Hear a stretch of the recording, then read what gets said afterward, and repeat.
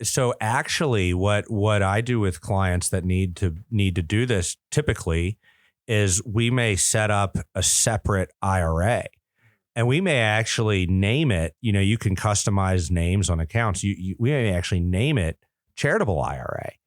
And we may actually order a checkbook for that IRA. And then the checkbook says charitable IRA.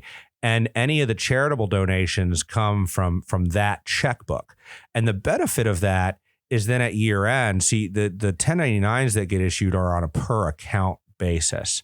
So if you only have one IRA and some of that money goes to charity, some of that money goes to your bank account, you get one 1099 that summarizes it all. If you have two separate IRAs, what ends up happening is you get two 1099s. So one comes from your charitable IRA. And if you've done a good job of only writing checks to charity out of that account is how much was your qualified charitable distribution. And then the other account sends you another 1099. That is the one that is fully taxable as income. And it just helps you. I mean, this is a good example of, kind of non-technical, but good financial planning just to stay organized.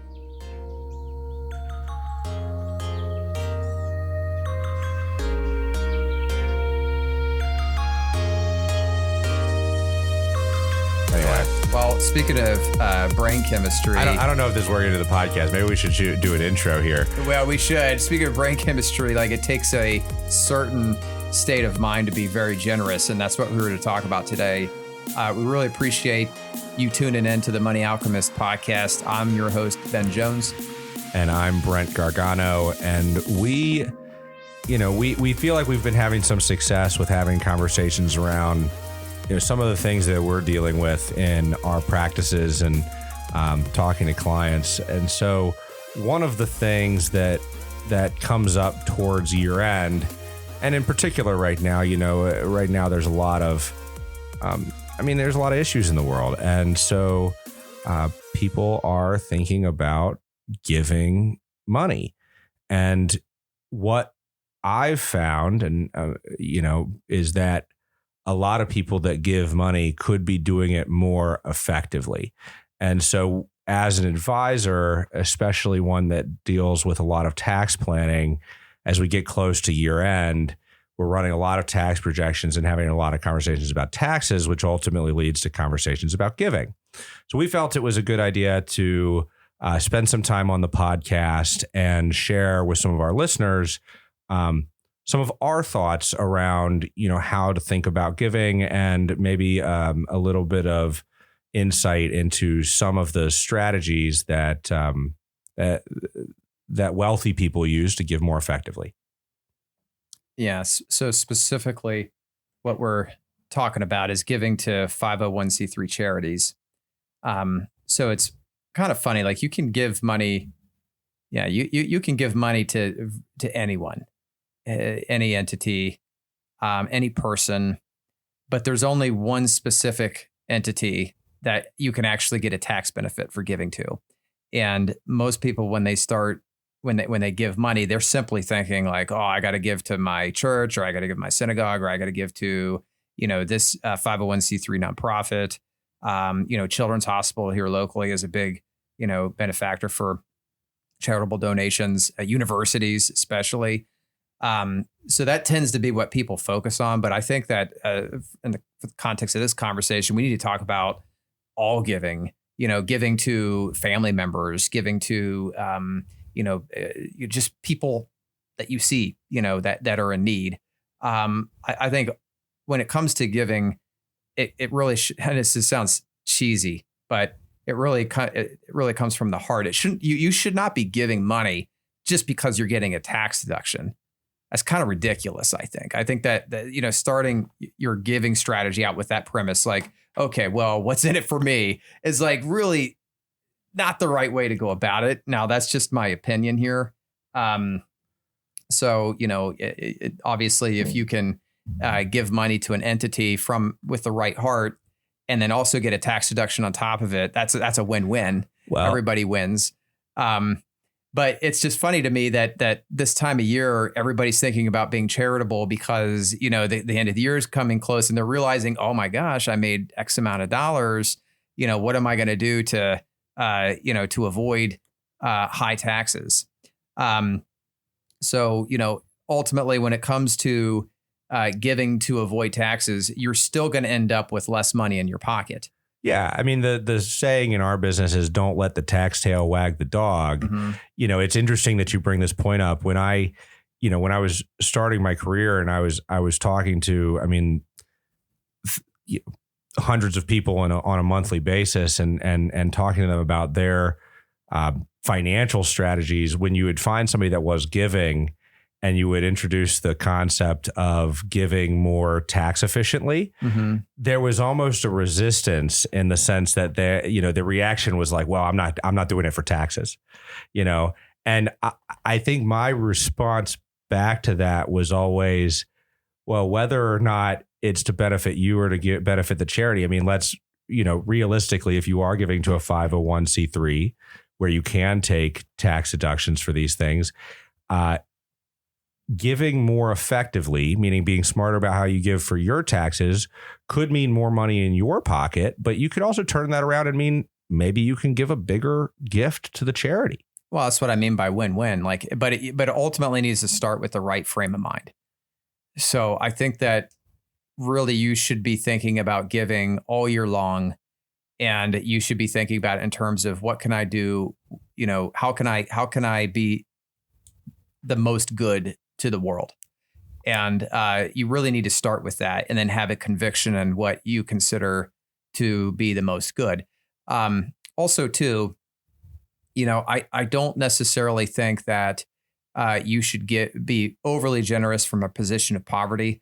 I've always struggled with this concept. Like there's this story and I think it's Matthew where, the woman, makes like she has what is it called? Like a shekel or something, some like copper coin. And she goes and donates like 100% of her wealth to the synagogue.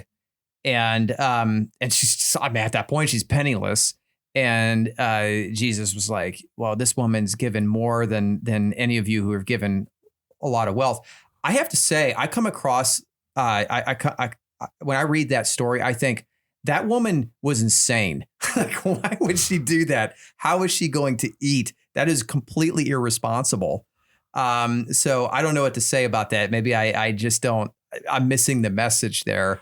But I think that, it's important to give, but I also think you need to be responsible for your giving because it should be sustainable. So how to do the most good is not to like give away all of your wealth or give away so much wealth that it literally harms you, because that will put you in a position later on in life where you are now a dependent on someone else's generosity. And I think that can be,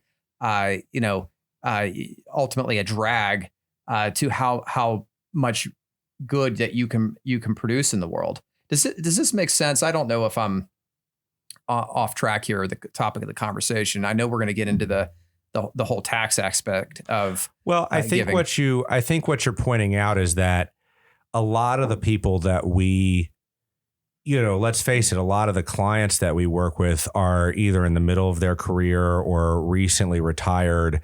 A majority of them have a long time left to use their money. And one of the biggest barriers to being willing to give is certainty on will I have enough? Oh, yeah, without a doubt. People don't want to give so much that it compromises their future. What we were talking about earlier is like, why do people want money? Everybody wants a lot of money, but really it's this simple. Money allows you to narrow down your future uncertainties. So, like, what am I going to eat tomorrow? What clothes am I going to wear? Where am I going to live? All these things become much more clear, much more certain the more money you have. The less money you have, they become less clear. Let's take it all the way to the extreme. You're that woman with the shekel and you gave all of it to your charity. Okay, how are you going to feed yourself tomorrow? How are you going to feed your kids? You literally have no idea. It is, a complete wild card. You might be eating bread found off the street. You might be, some restaurant owner might say, oh, come in, we'll feed you, for at no cost. It's completely uncertain.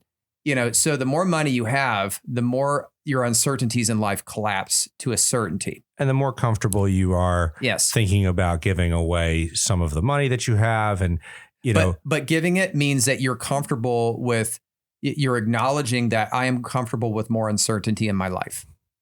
Or I have enough money that I have, excess certainty. At what point, is it just overkill? Yeah, there's a point where there's diminishing returns. Yes. So,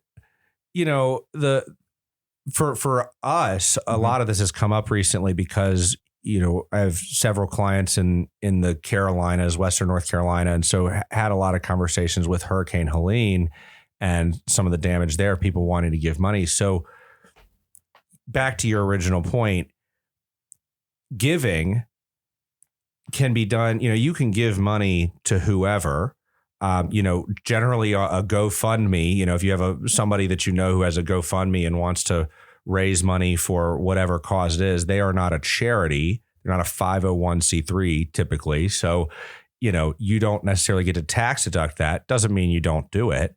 And then when you get into the 501c3 world, you don't want to donate simply for the tax deduction. There's no planning that we can do as advisors that will make a dollar donated to charity worth more than $1 back in your pocket. What we can do is, hey, if you're already going to give money, how can we be effective so that you can either give more money or leave more money in your pocket? Either way, I guess the point is, how do we cut the government out?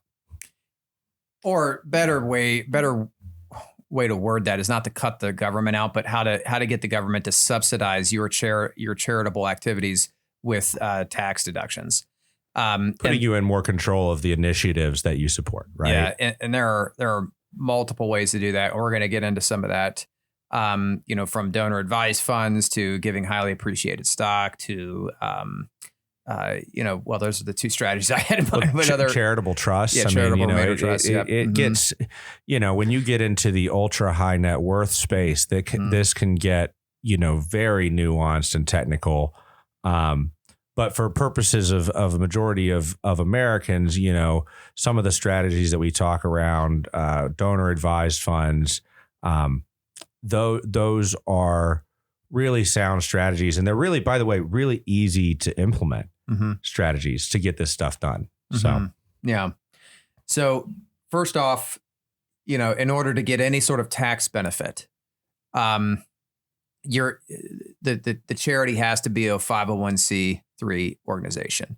And that is a tax qualification status that is provided by the IRS. And most charities are, most religious organizations are, but there are some that are not.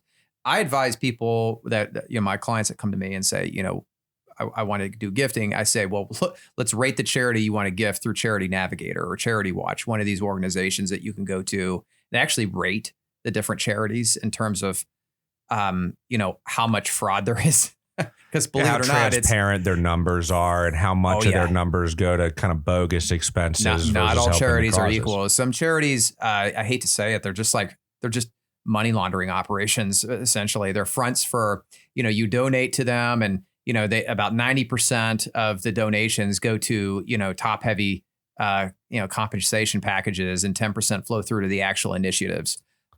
So Charity Navigator and companies like that, Charity Watch is another one.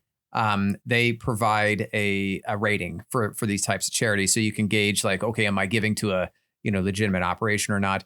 But most people are pretty familiar with who they want to give to.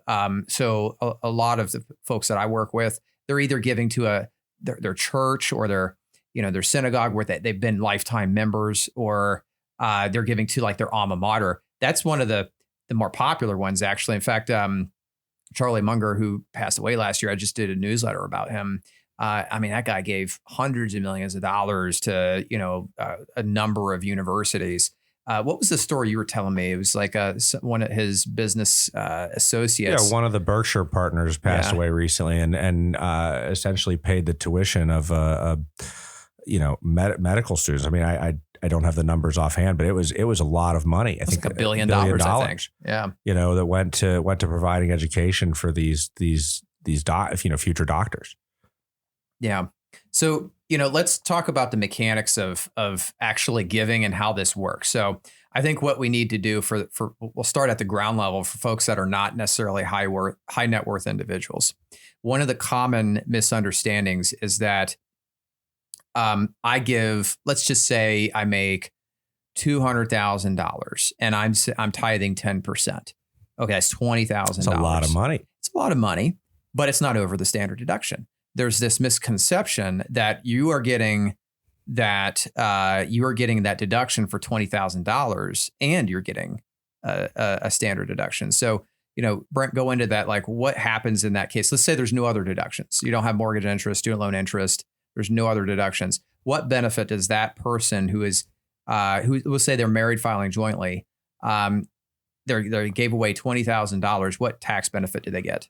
Well, I guess I'll back up a little bit. Mm-hmm. So we had some tax changes that we've talked about in other podcast episodes, but 2017 was the Tax Cuts and Jobs Act, which changed some of the tax brackets. And one of the biggest changes in that tax policy was how tax deductions work for most of Americans. Mm-hmm. Before then, most Americans itemized, or well, I don't want to say most American itemized, a lot more Americans itemized. And what itemizing your taxes is basically if you're let's just say W-2 employee for easy example here, mm-hmm. you make your top line wages, you have some 401k contributions, some medical premiums, that gives you, net wages. Once you've totaled up wages, then the government gives you two pathways. You can either take the standard deduction, which is a preset number. Yeah, for married filing jointly this year, it's $29,200, I believe. 2020 for 2024. Yeah. And there's it depends on if you're blind and over 65, and the number changes every year. But the point is, you get this preset number called the standard deduction that you get for free. You can take that against your income, call it done, or you can add some expenses together, which are known as itemizable expenses, and then take those against your income. Now, it wouldn't make sense to itemize or take total those things up and take that against your income unless it ends up being a larger deduction than the standard, which, as you said, is about $29,000 this year. So what kind of expenses are itemizable? The main ones, first and foremost, state and local taxes. Most people, through their paycheck, through their property taxes, whatever it may be, they pay state and local taxes. You can deduct, or you can add those towards your itemized expenses. Now, 2017, with the Tax Cuts and Jobs Act, this is one of the things that got changed. Mm-hmm. Now there's a $10,000 cap on that. Yeah, so they call it a SALT deduction. So if you ever hear the term SALT, that's what they're referring to. SALT stands for state and local tax.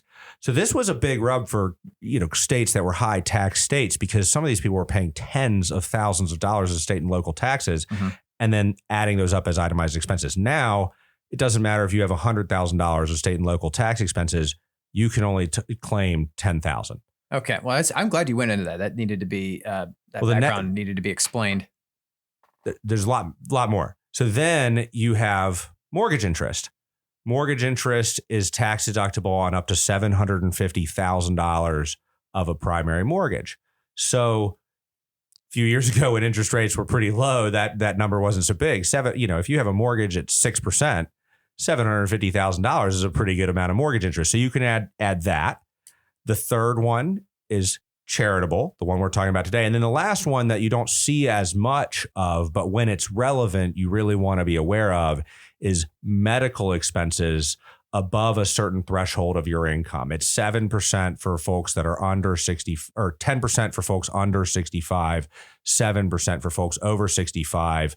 And so if your income is $200,000, you can't take any of those medical expenses as a deduction until they exceed a percentage of that $200,000 income. But there are times with large medical expenses where that can be a really meaningful deduction. So bottom line is you total up your income on your tax return. You decide, do I take the standard deduction or do I add these other things up and deduct those instead? If those things don't total to more than the standard deduction, why bother? Take the standard. This all takes us back to your situation with charitable. A lot of people, especially wealthy people, they don't have a mortgage. They paid their house off. Yep. They may pay $50,000 of state and local taxes, but they can only deduct 10 of that. Mm-hmm. And maybe they give another $10,000, $20,000 to charity. Well, if you add, and let's forget about the medical expenses for a second. If you add the $10,000 of state and local taxes plus $20,000 of charitable, that is $30,000. Congratulations. You itemize your taxes because it's more than $29,200. But you would have gotten benefit for $29,200 anyway. Mm-hmm. So your tax return is pretty much the same. You didn't get much benefit from it. So, this has just been a huge missed opportunity for a lot of folks since 2017, since the standard deduction went up. And the question is, how do you, okay, Brent, that all sounds great, but like, how do I fix that? Yeah. Yeah. And that's where the donor advised fund comes in handy. So one thing that you can do is you can accelerate all of your future contributions. Now, this requires that you have a lump sum of cash to give today, or any security. It could be a highly appreciated security. It could be a number of things, which I want you to comment on after I'm done here. But you can accelerate multiple years worth of contributions, put them into a donor advised fund. And that donor advised fund kind of operates like an escrow account where your contributions go into this fund, and then you can then name beneficiaries or charities of that donor advised fund whenever you want, really. So you can release the funds on a schedule to whomever, to whatever charity you want them to go to in whatever dollar amounts. So you basically retain control over the charitable actions. But what you get is a monstrous charitable deduction in 1 year. Well, the benefit for a lot of these structures, and you could say donor advised funds. This could be a foundation. This could be a charitable trust. I mean, there's a handful of structures that accomplish this, but the concept generally is to detach the timing of your tax deduction for setting this money aside for charity from the actual timing of giving the money to the charity. And so in the donor advised fund, as an easy example, because by the way, Charles Schwab has a donor advised fund, Fidelity has a donor advised fund, Vanguard. I mean, all of these firms offer donor advised funds. But the benefit is you can set up this donor advised fund account. Let's say we use the Charles Schwab donor advised fund. So you set up a Charles Schwab donor advised fund for a client, and let's say they have some appreciated stock in one of their accounts. You can take that stock, you can put it in the donor advised fund. You owe no taxes on the capital gains that you had on that stock. And the money sits in the donor advised fund. It actually does get invested. You get to direct whether it's aggressive or conservative, and you can donate that money to whatever charity, as long as it's a 501c3, whenever you want. You can do it this year, next year, 10 years from now, 20 years from now, whatever, but you still get the benefit of the tax deduction when the money goes in. So back to our earlier example where somebody's, donating $20,000 a year and barely itemizing their expenses, what they could do is something called bunching, where you actually put multiple years of contributions in the donor advised fund at once, pushing your deduction higher, and ultimately and allowing you to still dole that money out over a number of years. So in our example, as to earlier, where they were able to itemize $30,000 as opposed to the standard deduction at $29,200, let's say they did 3 year, they put $20,000 or $60,000 in the donor advised fund. Now, there's some caveats. You got to assume the incomes. There's some rules around this, so make sure you reach out to a financial advisor for help. Or a CPA. So generally speaking, like there are limits to how much how much of a tax deduction you can get for donating. And it's based to on a your charity. income. Yeah, it's based on your income. For cash donations, it could be as high as 60% of your adjusted gross income. For like highly appreciated stock, it's like 30%. Yeah, but there are different rules. That's just some general like get you started. But really, you need to talk to your accountant, your CPA, your tax preparer about that. But assuming there's the income there and all of the other things in place, now you get your $10,000 of state and local taxes plus $60,000 of charitable. That is $70,000. You compare that to 29. You take all $70,000, this year, and then next year and the year after, you take your $29,000 standard deduction. And now that allowed you to push a lot of additional money. I mean, more than, $40,000, into that wouldn't have otherwise been deductible into a deduction. Not to mention, you didn't have to pay capital gains tax. So this can be, when you think about the tax savings, again, you're not going to get, if you donate $1 to charity, you're never going to get $1.10 back, but you can certainly cut your costs down pretty dramatically. Yeah. There's two other things I want to touch on. Your after-tax costs. So that was a great synopsis of donor advised funds and those kinds of structures like charitable trusts that kind of operate the same way. But there's there's one thing you hinted on there that I don't think people take enough advantage of enough, and that's giving highly appreciated positions to their charities. A lot of people don't realize that you don't have to give, you don't have to write a check to the charity. You can actually donate stock or anything. We were talking earlier about you mentioned someone donating like farm animals. You'd be surprised what you can donate to charities. But but one of the strategies that people I think have available to them, but they don't utilize enough, and that is, let's say you got this.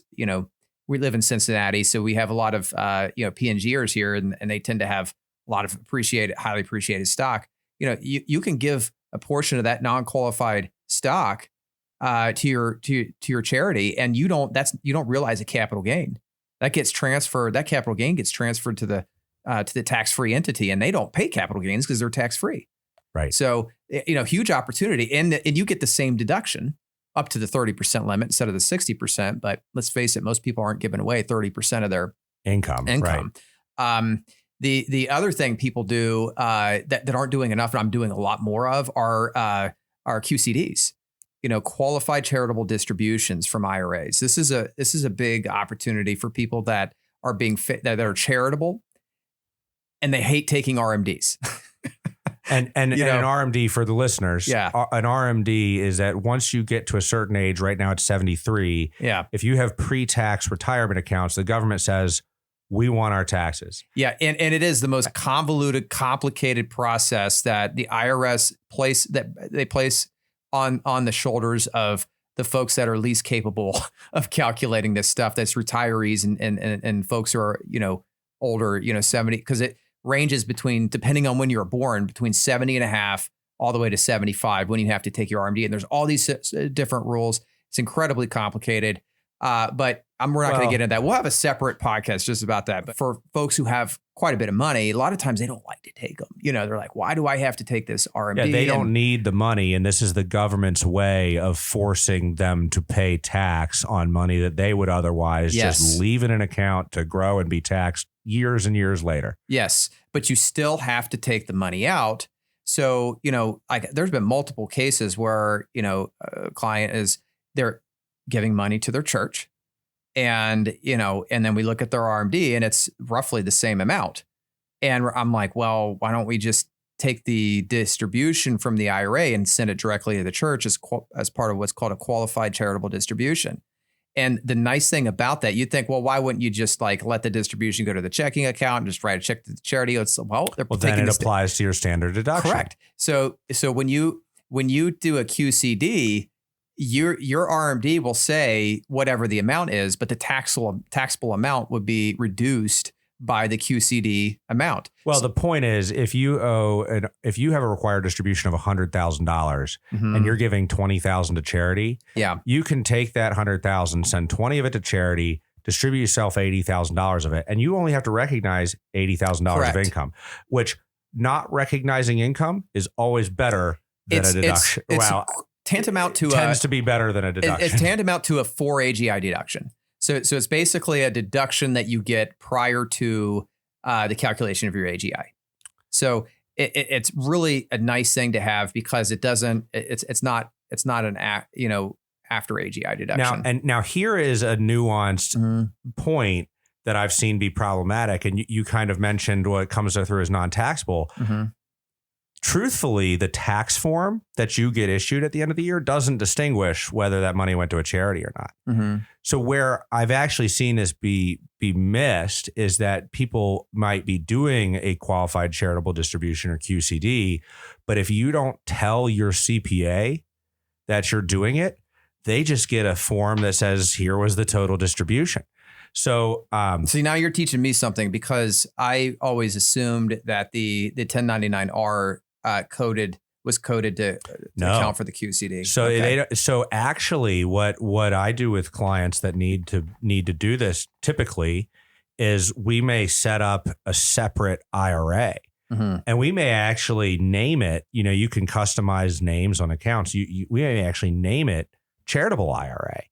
And we may actually order a checkbook for that IRA. And then the checkbook says charitable IRA. And any of the charitable donations come from that checkbook. And the benefit of that is then at year end, see, the 1099s that get issued are on a per account basis. So if you only have one IRA and some of that money goes to charity, some of that money goes to your bank account, you get one 1099 that summarizes it all. If you have two separate IRAs, what ends up happening is you get two 1099s. Yep.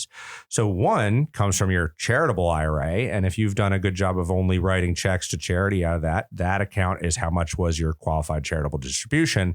And then the other account sends you another 1099. That is the one that is fully taxable as income. And it just helps you. I mean, this is a good example of, kind of non-technical, but good financial planning just to stay organized because, again, back to it, your CPA talks to you maybe twice a year if you're lucky. Yeah. And they've got a lot of other people at tax time they're dealing with. Making their life easier so that they can make sure the reporting on your tax return is right is really important. And it's easy to miss something like that because who the heck knows that? That's in their 70s taking required distributions. And you just have to make sure that you mention it to your at very least mention it to your CPA. If you want to implement a process to be really clean about it, great, but definitely make sure the CPA knows. Yeah, I mean this stuff is so complicated. Just tracking everything and staying on top of it. It's funny. I'm always looking. I'm kind of an X junkie. So I'm always searching X, and there's always a comment or two on there about, financial advisors, who works with a financial advisor. It's so stupid. You could just, it's so easy to pick out investments. It's like, oh my gosh, did you realize like how much extra stuff there is? This is one of them, just that alone requires having a third party kind of helping you. And you commented on CPAs. And I want to go off on a tangent real quick. I'm going to defend CPAs for a minute because they've had a tough go the past couple decades, with fee compression. So it used to be you would go to an accountant and the accountant, would have not too many clients, like a good amount of clients, and they would file taxes and you would pay, $300-$400 or whatever the inflation equivalent of that was. It was definitely higher than it is today. Well, then came TurboTax, and then that artificially depressed the cost of filing taxes because a lot of it was automated. It gave it to the power of the consumers. And I'm a fan of TurboTax. Good job. But it had there was an unintended consequence of that. And that is all the CPA, the fees were compressed so much that all the CPAs decided, okay, well, I'm just going to go into the corporate, world. And they're just going to become accountants with, the Fortune 500 companies where they actually could get paid for their time, or they were going to focus on just small businesses and small business returns. So right now there's a problem that a lot of customers have, a lot of clients have. It's like, I don't want to do my own taxes. I literally had this conversation with someone the other day, and they said, I want to be able to, I want a CPA that can answer my calls anytime I need. And I want them to give me advice on my taxes, like what deductions I should be taking, which ones I shouldn't. And I want to pay less than a certain amount. And it was pretty low. And I said, you're not going to find that.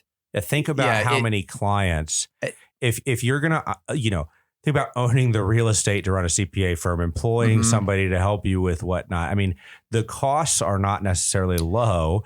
And then on top of that, if you do returns for $500 a piece, think about how many clients that person has to have to cover that. I did the math with this yesterday. So let's say that like you're looking for a CPA that can do all these things, and you pay the CPA $1,000 a year, which most people would think like that's expensive. I pay TurboTax $150. I'm not going to pay $1,000. But let's do the math on this. Like aside from the software, they have to pay into it like crazy amounts of money, and then they have the office space and all that.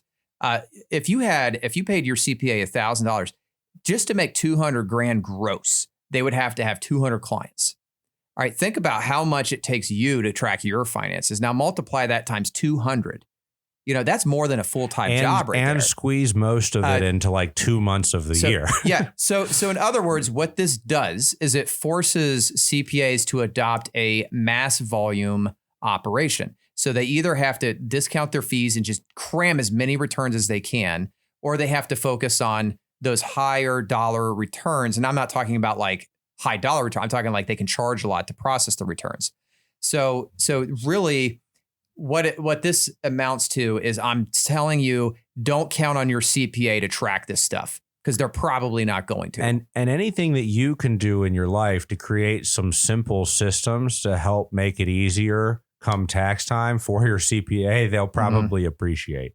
Yeah. So what we do is we try to make CPAs' lives a lot easier by taking a lot of this like tax optimization advice onto our shoulders as part of the whole financial planning process.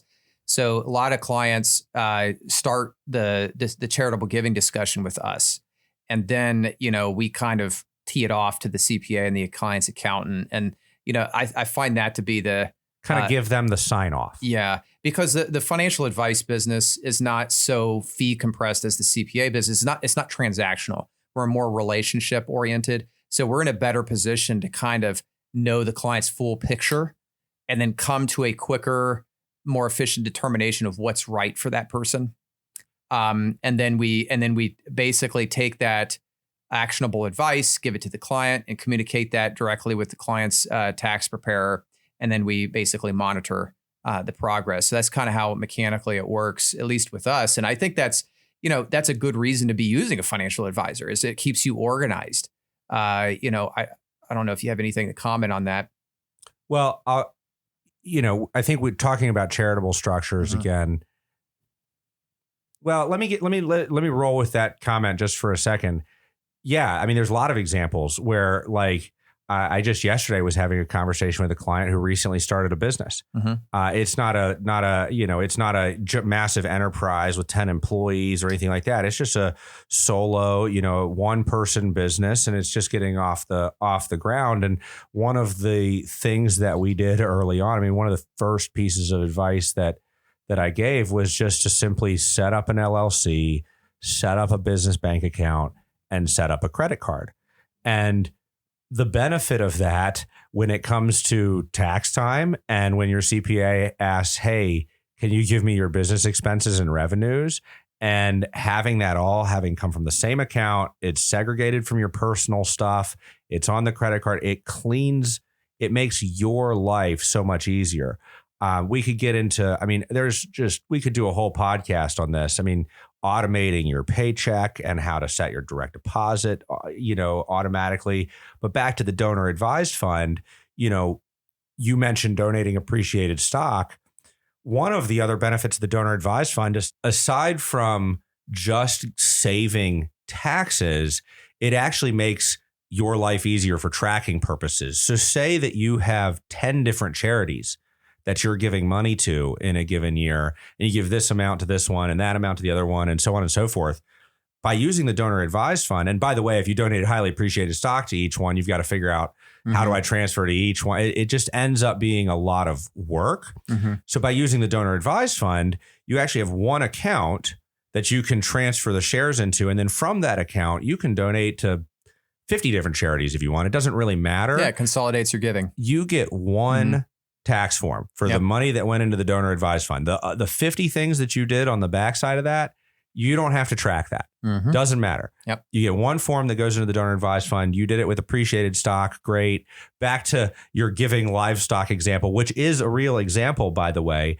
But good luck calling your local charity or your church and saying, hey, I have some livestock that I want to donate. So by using the donor advised fund and working with, a group like Schwab Charitable or, any of these other organizations, those people have experience taking wonky, weird donations, business interests, art, appreciated stock, livestock, cash, you name it, you can find a way to put it in the donor advised fund. And then from the donor advised fund, you can give it out to the charity. So again, it's a tool, it's a financial tool that you can use to make your life just a little simpler.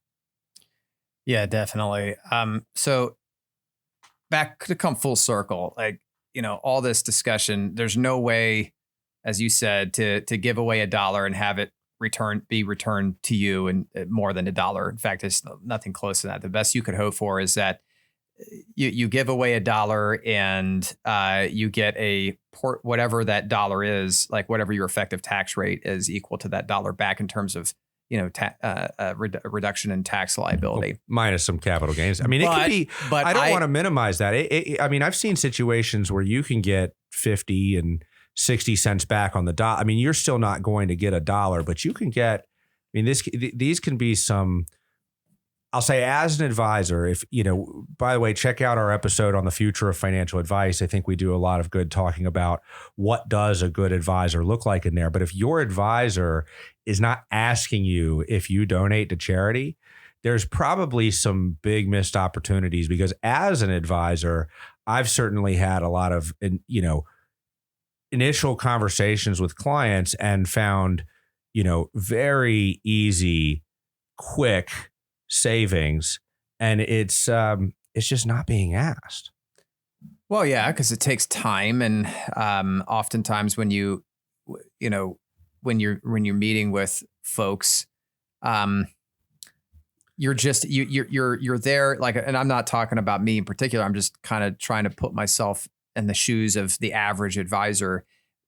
You're just trying to get the hot topic done. You know what I'm saying? So there's not enough follow-up.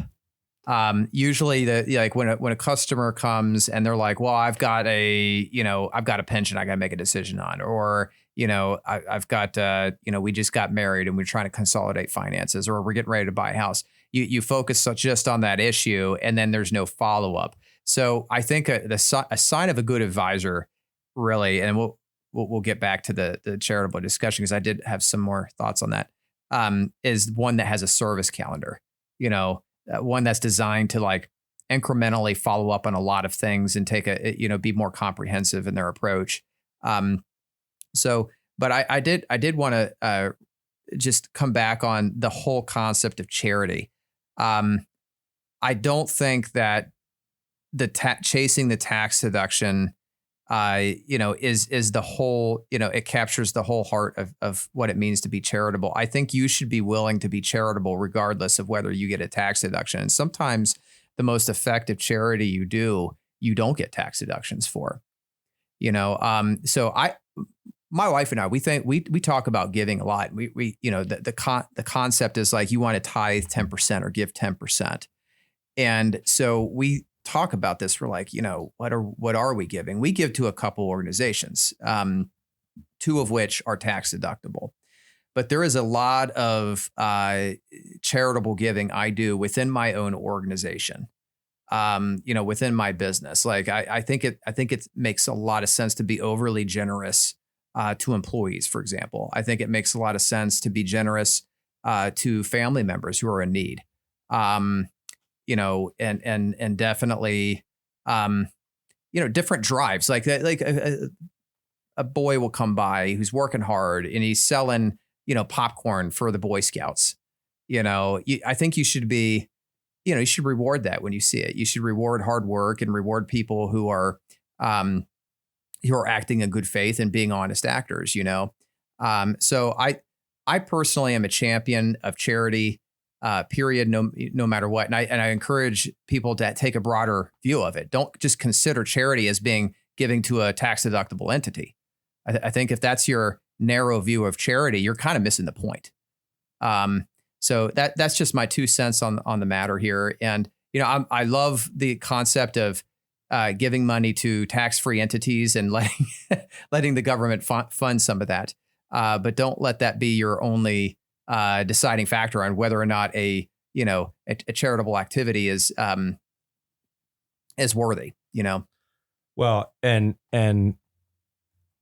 I think it's important, like you said, to define giving and what does that really mean. I was looking back at some notes from a presentation.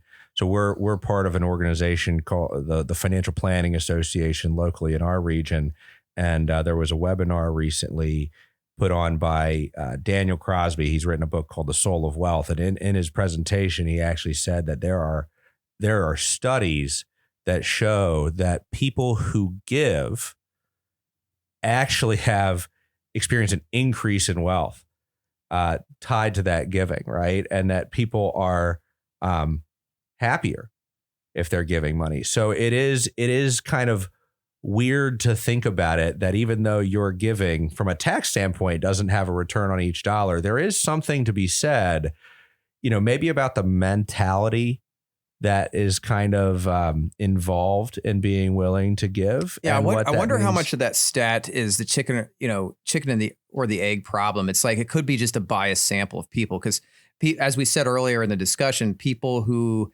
have excess wealth are more inclined to give. So I'm wondering if you're already, you're just using a biased sample set. Yeah, well, I guess this is a good plug for the book. Go check it out. But the point is, there is. I think there is something to be said for making yourself uncomfortable and how, let me give you a good example. I don't like getting stuck with needles. Mm-hmm. Since COVID, I have donated a lot of blood and I don't like it, but I do it. And I don't know if there's been a true, I don't know if I'm wealthier today because I give blood necessarily, but the act of giving, I feel like I am happier today, even though I'm uncomfortable when I'm sitting in the chair and I'm getting stuck with the needle. I'm proud that it's something that I do, and I think it brings happiness. So, back to your point and kind of why I was saying this, giving doesn't have to look like money to a charitable organization. It doesn't have to look like money at all. It can look, there's a lot of different forms, but giving of yourself, seems to have a positive connection with your wealth and ultimately your happiness, and at the end of the day, as a wealth advisor, there's a lot that we do to save people money and what have you. But if you really get down to what matters the most in what we do, it's helping people live a more fulfilling, purposeful, and happier life, with money being a tool to help you with that. But there's so many situations where money isn't aligned with the purpose and the happiness and whatnot. And that's just a huge opportunity to help people reflect and think about what they really want to do. Mm-hmm. I didn't know that about you. I think you told me about the blood giving before, I forgot that. But that's awesome that you do that. I don't do that. Funny story. I got stuck with the needle back when I was a teenager, and I passed out so hard. I hit the floor, and ever since then, I've had I've been terrified of phlebotomists. They scare me more than anything. Like I said, part of the reason that I do it is I don't like it. Like for me, it's uncomfortable. There needs to be an element of suffering. There needs to be an element of suffering in what you do, right? Yeah. Like if there's no suffering, well, and maybe we're getting long in the tooth, but look, we are so happy that you've joined us. We hope that this has been a useful conversation. Mm-hmm. There's definitely things that we have not touched on here. I mean, we didn't get into foundations, charitable trusts. I mean, there are, land. You can donate your land into conservation easements. I mean, there's other things that are to be discussed here, but hopefully this has done a little bit to get you. But none of these solutions should be viewed as DIY solutions. Like you at some point, it just makes a lot of sense to reach out to a qualified professional to work with them on these things. Like if any of this conversation was of interest to you, and you're like, that could be applicable, check us out in the show notes. We can definitely get you connected with the right professionals to make sure that your situation goes smoothly, or that your goals or your money is aligned with your charitable goals. We'll put it that way. And if you're new here, we've got a handful of other podcasts. Regardless of your situation. Well, a handful of other episodes. We only do one podcast. Only got time for the one. If you're new here, please go check out our other podcast episodes. We put out several episodes on a range of different topics, and we're confident that at least one of them should apply to you. So, yep. Thank you for listening.